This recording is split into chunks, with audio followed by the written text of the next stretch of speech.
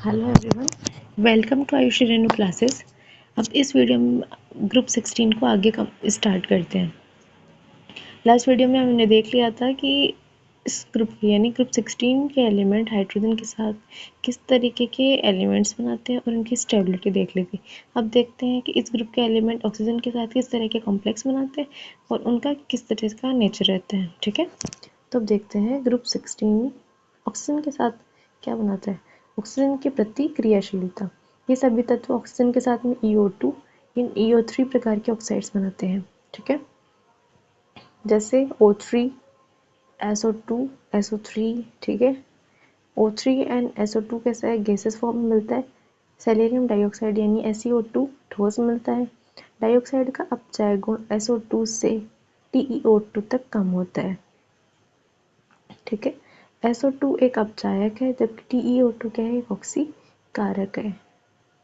TeO2 क्या करता है, ऑक्सीकारक है। ठीक है, ये याद रखना आप। EO2 के ऑक्साइड्स के अतिरिक्त सल्फर, सेलेनियम, टेल्यूरियम ये 3 प्रकार के ऑक्साइड्स बनाते हैं। आपको ये ध्यान क्या रखना है, इस छोटे से कॉलम में आपको ध्यान रखना है कि ऑक्सीजन के साथ किस तरीके के कॉम्प्लेक्स बनाते हैं, EO2 एंड EO3, बस इतना ही। आगे देखते हैं। EO2 प्रकार के ऑक्साइड के अतिरिक्त सल्फर, सेलेनियम, टेल्यूरियम EO3 प्रकार के ऑक्साइड्स बनाता है। दोनों प्रकार के ऑक्साइड कैसे होते हैं, नेचर में एसिडिक। बस इतना ही ध्यान रखना है कि EO2 एंड EO3 प्रकार के कॉम्प्लेक्स ऑक्साइड्स बनाते हैं। सबका नेचर कैसा है, अम्लीय प्रकृति के होते हैं। आगे हेलोजन के साथ रिएक्शन।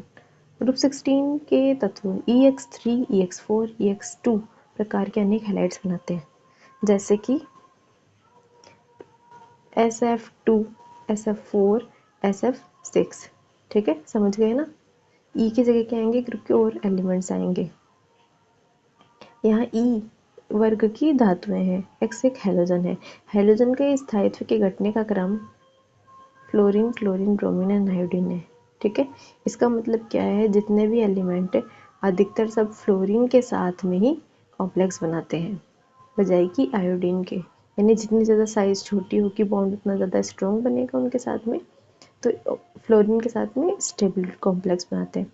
हेक्सा हैलाइडों में केवल हेक्सा फ्लोराइड ही स्थायी हैलाइड बनाता है। ठीक है, यानी जो कंपाउंड यहाँ पे एक्स की जगह फ्लोरीन होगा तभी वो हेक्सा बना सकता है, और हेक्सा बनाएगा तभी वो स्टेबल होगा। ठीक है, यानी SF6 क्या होगा, ज़्यादा स्टेबल होगा as compare to SI। Complex ही नहीं बनेगा पहले तो SI6। ठीक है, सभी हेक्साफ्लोराइड गैसीय प्रकृति के होते हैं और इनकी संरचना कैसी होती है, अष्टफल की है। आपको पता ही होना चाहिए कि जब 6 लिगेंड जुड़े होते हैं, क्लास 6 11th में आप स्टडी कर चुके, 6 लिगेंड जुड़े होते हैं तो स्ट्रक्चर कैसी होती है, ऑक्टाहेड्रल।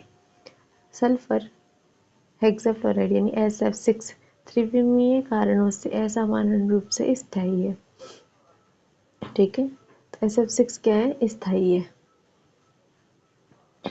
टेट्राफ्लोराइडों में से SF4 एक गैस फॉर्म में मिलता है, SeF4 लिक्विड फॉर्म में और TeF4 ठोस मिलता है।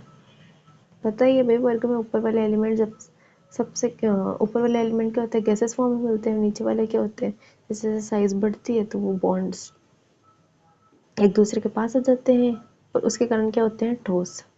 ये हेक्साफ्लोराइड sp3d संकरित होते हैं। ठीक है, SF6 है, ये SF6 है, इसका हाइब्रिडेशन क्या होगा, sp3d।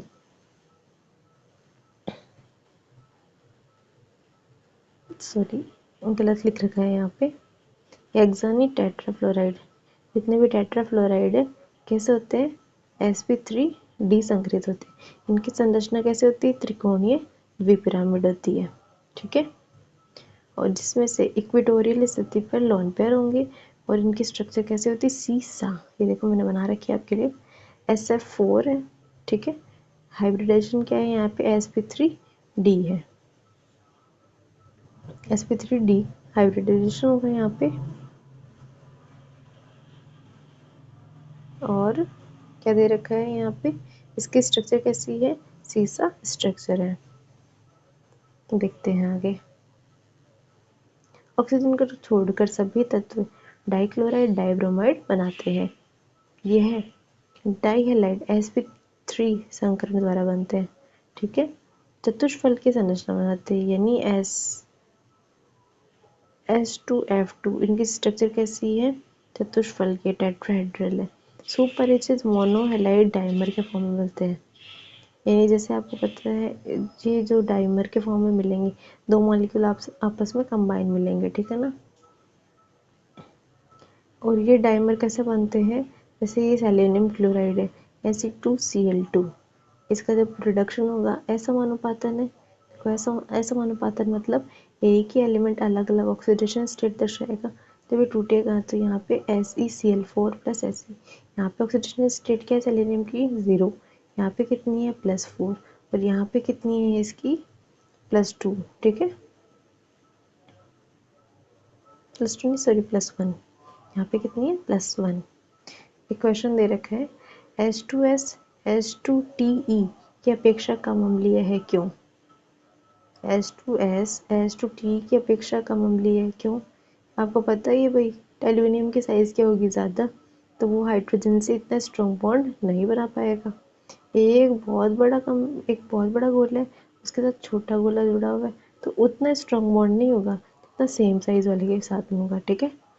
इस कारण से यहाँ पे बॉन्ड इतना स्ट्रॉन्ग नहीं है, आसानी से एनर्जी दी टूट जाएगा, टूटते ही H+ देगा, H+ देते ही ये H2TE क्या हो जाएगा, प्रबल अम्लीय स्ट्रॉन्ग एसिड, जबकि H2S में क्या है, बॉन्ड क्या है स्ट्रॉन्ग बना हुआ है, यानी बंध वियोजन एंथैल्पी का मान यहाँ पे क्या है ज़्यादा, यहाँ बंध वियोजन एंथैल्पी का मान क्या है कम, इस कारण ये H+ आयन आसानी से दे देगा और प्रबल अम्लीय होता है, ठीक है।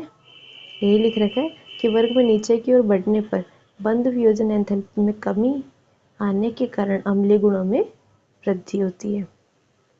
सल्फर के महत्वपूर्ण स्रोतों की सूची बनाइए, बना दोगे, जिप्सम, एप्सम, सल्फाइड जितने भी है, यशद ब्लेड है, वो सब आप मेंशन कर देना।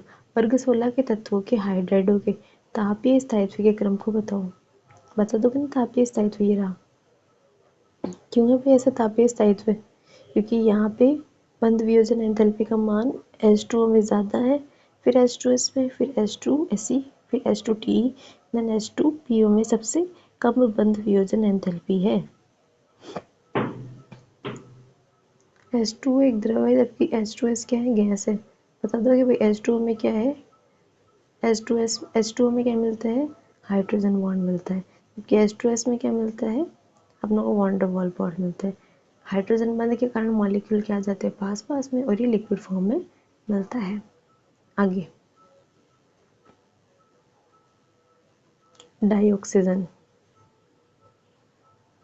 डाइऑक्सीजन विडसन, सबसे पहले प्रिपरेशन देखते हैं। डाइऑक्सीजन लैब में निम्न विधियों के द्वारा बनाया जा सकता है। ऑक्सीजन युक्त लवण जैसे क्लोरेटो नाइट्रेटो परमैंगनेट को गर्म करने पर 2KClO3 बनता है। देखो ऑक्सीजन युक्त क्लोरेटो नाइट्रेटो और परमैंगनेट इन सभी को जब भी गर्म करोगे, जैसे यहाँ पे अपने गर्म करा है KClO3, इसको गर्म करा तो क्या अपना ऑक्सीजन बन गई। इलेक्ट्रोकेमिकल सीरीज के जितने भी ऑक्साइड्स है और धातुएं हैं उनको जब भी गर्म करोगे तो ऑक्सीजन देगा, ठीक है। तो इलेक्ट्रोकेमिकल सीरीज में आपकी Ag आती है, मरकरी, पीबी के ऑक्साइड्स अलग अलग और भी मेटल्स हैं, उन सबको जब भी आप गर्म करोगे तो साथ में ऑक्सीजन निकलेगी ही, ठीक है। आगे देखते हैं। हाइड्रोजन परऑक्साइड आसानी से उत्प्रेरक जैसे सूक्ष्म विभाजित धातुएं मैग्नीज डाइऑक्साइड के द्वारा वियोजित होकर के जल और ऑक्सीजन, आपको ये पता होना चाहिए हाइड्रोजन परऑक्साइड का फॉर्मूला क्या है H2O2, ठीक है। H2O2 को आपने गर्म करा तो H2N देन ऑक्सीजन, ठीक है। 3 प्रोसेस बता चुके हैं ऑक्सीजन बनाने की, जैसे क्लोरेटो नाइट्रेटो को गर्म करा तब, इलेक्ट्रोकेमिकल सीरीज के मेटल्स हैं उनके ऑक्साइड्स को गर्म करा तब, हाइड्रोजन परऑक्साइड को गर्म करा तब। व्यापक स्तर पर इसे जल या वायु से बनाया जाता है, यानी आपको बहुत ज़्यादा क्वांटिटी में चाहिए तो आप किससे बनाओगे, जल से और या फिर एटमॉस्फेरिक ऑक्सीजन से, एटमॉस्फेयर से। जल के वैद्युत अपघटन से हाइड्रोजन कैथोड पर मिलेगा, ऑक्सीजन एनोड पर मिलेगा। ठीक है। औद्योगिक रूप से यानी इंडस्ट्री में डाइऑक्सीजन वायु से प्राप्त की जाती है। पहले कार्बन डाइऑक्साइड, अब देखते हैं इंडस्ट्री में किस तरीके से बनती है। पहले CO2 तथा H2O को हटाते हैं। यानी आपने एटमॉस्फेयर के ऑक्सीजन को एक बॉक्स में बंद कर लिया। अब इस ऑक्सीजन में क्या क्या होगा, CO2 भी होगी, थोड़ी ह्यूमस भी होगी, उसको सबको हटाएंगे। सबसे पहले CO2 को हटा दिया, देन जलवाष्प को हटा दिया, बची हुई गैसों को क्या करेंगे, लिक्विड करेंगे। फिर उनका क्या करेंगे, डिस्टिलेशन करेंगे। डिस्टिलेशन करने के बाद में नाइट्रोजन और डाइऑक्सीजन प्राप्त होगी आपको। ठीक है। डिस्टिलेशन करने पर नाइट्रोजन को तो अपन अलग कर देंगे और ऑक्सीजन अपन यूज़ कर लेंगे। अब देखते हैं इसके कैरेक्टर्स, ऑक्सीजन के क्या क्या कैरेक्टर्स हैं। ठीक है। ऑक्सीजन मतलब ऑक्सीजन सिलेंडर समझ लो, के पास में ऑक्सीजन सिलेंडर है, उसमें गैस निकल रही है ऑक्सीजन। अब वो किस तरीके की होगी समझते हैं। सबसे पहले डाइऑक्सीजन एक रंगहीन होती है, कलरलेस। गंधहीन, गंध भी नहीं होती इसकी। 293 केल्विन पर इसकी 100 सेंटीमीटर क्यूब जल में विलयता 0.03 सेंटीमीटर क्यूब की सीमा तक होती है। यानी इसकी विलयता क्या है, बहुत ज़्यादा होती है, जो कि समुद्र और जलीय जीव के लिए पर्याप्त है। ठीक है। यह 90 के पर द्रवित और 55 के पर जम जाती है। यानी 90 केल्विन पर तो क्या होगी, ये लिक्विड होगी। और जब 55 केल्विन इसको देंगे, टेम्परेचर और कम किया, तो क्या होगी, जम जाएगी। ऑक्सीजन परमाणु के 3 समस्थानिक है। ठीक है। 3 आइसोटॉप्स है, O16, O17 and O18। Electron की समस्थिति होने के पर भी आणविक ऑक्सीजन का अनुचुंबकीय होना अभिलक्षणिक है। ये आपको पता होना चाहिए कि ऑक्सीजन कैसा होता है, अनुचुंबकीय यानी डायमैग्नेटिक होता है। और डाइऑक्सीजन केवल कुछ धातुओं जैसे Au एंड प्लेटिनम और उत्कृष्ट गैसों को छोड़कर लगभग सभी धातु अधातुओं से सीधा क्रिया करता है। ऑक्सीजन एक ऐसा एलिमेंट है जो गोल्ड एंड प्लेटिनम और जितने भी इनर्ट गैसेस हैं उनसे ही रिएक्शन नहीं करता। बाकी चांदी हुई, कॉपर हुई, सबके साथ में कंबाइन रहता है, उनके साथ कॉम्प्लेक्स बना सकता है। इसका अन्य तत्वों के साथ संयोग प्रबल ऊष्माक्षेपी होता है, जो अभिक्रिया जारी रखने में सहायक होता है। यानी ये स्वतः ही अभिक्रिया कर सकता है। इसकी डेल जी का मान क्या होता है, नेगेटिव, इसलिए ये आसानी से खुद ही क्रिया कर सकता है। टेम्परेचर बढ़ाने की, घटाने की कोई ज़रूरत नहीं होती है। हालांकि अभिक्रिया को प्रारंभ करने के लिए बाह्य उच्च दाब की आवश्यकता होती है, क्योंकि ऑक्सीजन ऑक्सीजन द्विबंध की बंध वियोजन एंथैल्पी उच्च होती है। यानी ये ऑक्सीजन ऐसे ही क्रिया नहीं करेगी। इसके लिए आपके लिए आवश्यक क्या है, नेसेसरी क्या दे रखा है कि आपको टेम्परेचर थोड़ा सा ज़्यादा करना पड़ेगा। थोड़ा सा टेम्परेचर ज़्यादा हुआ तो जो ऑक्सीजन ऑक्सीजन के मॉलिक्यूल है, जो ऑक्सीजन और ऑक्सीजन के मॉलिक्यूल है, इसके बॉन्ड को तोड़ने के लिए, इसके बॉन्ड को यहाँ से तोड़ने के लिए थोड़ी बहुत एनर्जी तो देनी ही पड़ेगी। उसके बाद में ये फ्री ऑक्सीजन हो जाएगी और ये फ्री ऑक्सीजन किसी भी मेटल, नॉन मेटल के साथ में कंबाइन कर सकती है। ठीक है। आगे देखते हैं। डाइऑक्सीजन धातु धातुओं के साथ क्रिया कर सकती है, जैसे कैल्शियम के साथ में की तो CaO, एल्यूमिनियम के साथ करी तो Al2O3, P4 के साथ में करी तो P4O10। ये अभी अपनों ने लास्ट वीडियो में पढ़ा भी था कि जो ये वाइट फॉस्फोरस है ऑक्सीजन के साथ क्रिया करके क्या बनाएगा, P4O10, जो कैसा होता है, विस्फोटक। ठीक है। कार्बन के साथ CO2, जिंक के साथ में ZNO और CH4 के साथ में CO2। Next page. कुछ यौगिक का उत्प्रेरक ऑक्साइड भी होता है, जैसे S2, SO2, ये V2O5 के प्रेजेंस में SO3 में कन्वर्ट होता है। HCl Cl2 में प्रेजेंट हो जाता है इन प्रेजेंस ऑफ कैटलिस्ट, जैसे यहाँ पे V2O5 है, यहाँ CuCl2 है। यूज़ देखते हैं ऑक्सीजन का यानी O2 का यूज़ कहाँ कहाँ होता है। सामान्यतः श्वसन दहन क्रिया में, यानी रेस्पिरेशन में, किसी भी चीज़ को आपको बर्न करना है तब इसका यूज़ होता है। वेल्डिंग में इसका यूज़ होता है। अनेक मेटल्स को बनाने में, स्टील बनाने में, हॉस्पिटल्स में, ऊंचाई पर जाने पे, पहाड़ उड़ानों में, पर्वतारोहण में, और इनका ऑक्सीजन सिलेंडर में यूज़ होता है। लिक्विड ऑक्सीजन के हाइड्रोजीन, इनको ईंधनों का दहन रॉकेट को ऊपर उठाने में भी किया जाता है। यानी रॉकेट जाता है तो नीचे की तरफ जो प्रेशर लगाते हैं वो सब किससे लगता है? ऑक्सीजन से लगता है। निम्न में से कौन सा तत्व ऑक्सीजन के साथ सीधे क्रिया नहीं करता है? कौन नहीं करता भाई? प्लेटिनम एंड Au अपना गोल्ड नहीं करता है। निम्न अभिक्रियाओं को पूर्ण कीजिए। एल्यूमिनियम ऑक्सीजन के साथ Al2O3, C2H4 क्या बनाएगा? CO2 बनाएगा। ठीक है, नॉर्मल ऑक्साइड्स देखते हैं। ऑक्सीजन का अन्य सभी तत्वों के साथ द्विअंगी यौगिक ऑक्साइड्स कहलाता है। ऑक्साइड्स ऑक्साइडों की प्रकृति और गुणों में अत्यधिक भिन्नता होती है। सामान्य oxide MgO, Al2O3, combine oxide जैसे Pb3, यानी एक साथ बहुत सारे मेटल हो जैसे Pb3O4, Fe3O4 हो सकते हैं। सामान्य ऑक्साइडों को उनके अम्लीय, क्षारीय और उभयधर्मी गुणों से वर्गीकृत कर सकते हैं। ऑक्साइडों को जल के साथ संयोग देकर अम्ल देता है तो अम्लीय ऑक्साइड, यानी ऐसे ऑक्साइड्स जो जल के साथ में संयोग करके H+ देते हैं। यानी जितने भी ऑक्साइड जैसे MgO है, इसकी जल से रिएक्शन कराई H2O से, तो यदि ये H+ आयन दे रहा है या फिर अम्ल बना रहा है तो वो सब कैसा हो जाएगा? अम्लीय ऑक्साइड्स हो जाएंगे। ठीक है, और यदि वे क्या बना रहे हैं? क्षारीय ऑक्साइड, क्षारक दे रहे हैं तो क्षारीय ऑक्साइड्स हो जाएंगे। सामान्यतः धात्विक ऑक्साइड क्षारीय होते हैं। कुछ धात्विक ऑक्साइड द्वैत व्यवहार दर्शाते हैं। वे अम्लीय और क्षारीय दोनों तरह के ऑक्साइडों के गुण दर्शाते हैं, जैसे Al2O3। ठीक है, इन ऑक्साइड्स को उभयधर्मी ऑक्साइड्स कहते हैं। ये अम्ल और क्षारक दोनों के साथ में अभिक्रिया कर सकते हैं। उभयधर्मी ऑक्साइड्स का आपको ध्यान रखना है। उभयधर्मी ऑक्साइड क्या है? Al2O3। देखो ये एक चीज़ ये देख लो, सामान्य नियम के अनुसार केवल अधातु ऑक्साइड्स कैसे होते हैं? अम्लीय। अधातु ऑक्साइड्स आपको ध्यान है ना कि अपने यहाँ पे पी ब्लॉक बनाया था, याद है ना?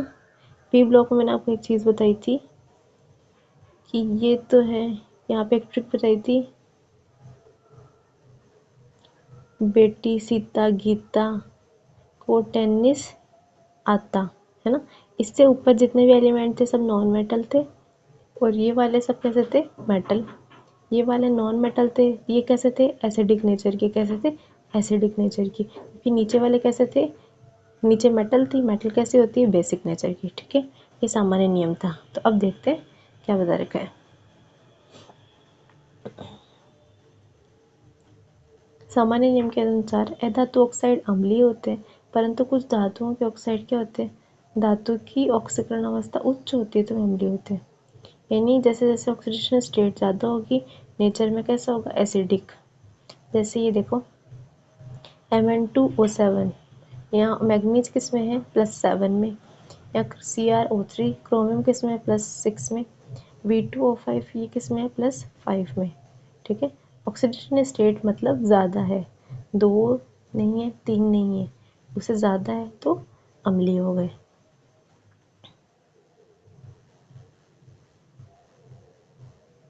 देखो Al2O3 कैसा है? एम्फोटेरिक है, उभयधर्मी है। BeO बेसिक है। Cl2O7 कैसा है? एसिडिक नेचर का होता है। Al2O3 है वो अम्ल और क्षार दोनों के साथ में क्रिया कर सकता है। ये देखो Al2O3 HCl से क्रिया कर रहा है तो यहाँ पे AlH2O6+3 बन रहा है। ये बेस के साथ में क्रिया कर रहा है तो भी कॉम्प्लेक्स बना रहा है, साल्ट बना रहा है। ठीक है, कुछ ऐसे ऑक्साइड जो न तो अम्लीय होते हैं न ही क्षारीय, ये ऑक्साइड उदासीन ऑक्साइड कहलाते हैं, जैसे CO, NO and N2 oxides. ये कैसे हैं? उदासीन ऑक्साइड्स कहलाते हैं।